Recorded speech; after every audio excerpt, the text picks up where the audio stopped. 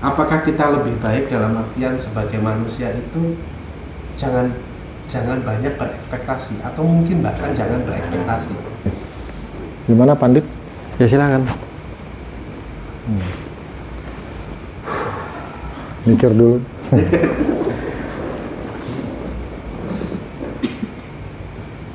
Ini konteksnya Buddhis berumah tangga dulu ya.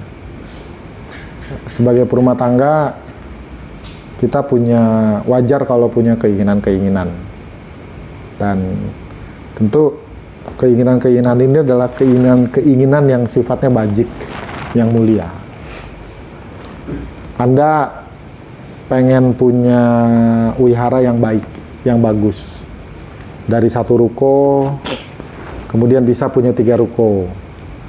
Lalu kemudian ini sudah mesti direnovasi nih.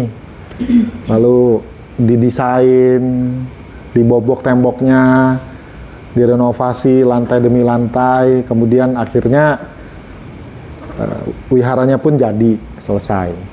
Ada rasa senang, ya. Bayangkan kalau tidak punya, dalam contoh tadi, bayangkan kalau seseorang tidak punya rencana.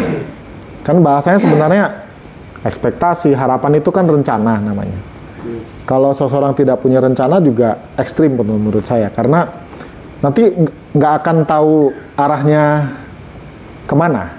Tidak termotivasi. Ya, tidak punya motivasi, tidak punya semangat. Kenapa? Karena tujuannya tidak jelas.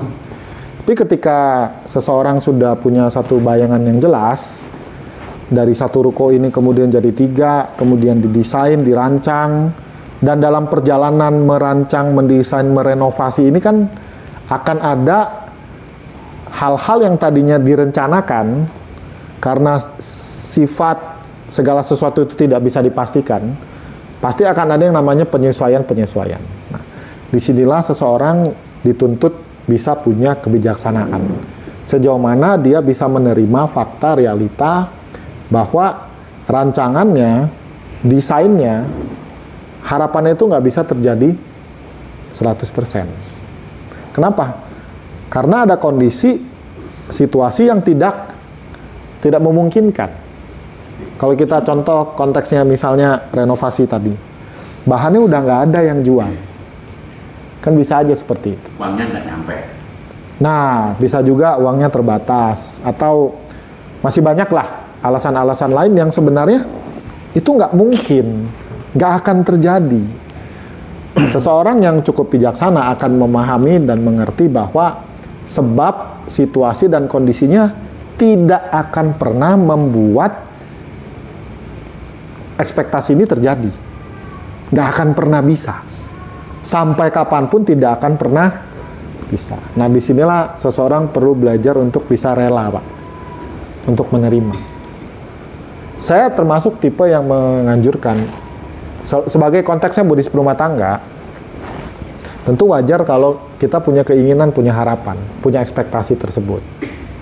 Sambil kita juga mampu untuk menimbang apakah ada berbagai sebab, kondisi yang membuat ini bisa terwujud. Kalau sudah tidak bisa, maka disinilah perlu belajar untuk rela. Belajar untuk menerima kenyataan. Belajar untuk mengetahui bahwa ini nggak mungkin. Kan duka, emosinya, kejengkelannya, marahnya itu bukan disebabkan karena ekspektasinya tidak tercapai, tapi karena lengket, nempel gitu, sama harus sesuai ini. Ya, pokoknya saya nggak mau tahu. Pantai. Apa itu umbul? Aku udah bilang pantai, kamu malah bawa saya ke umbul. Nah, itu.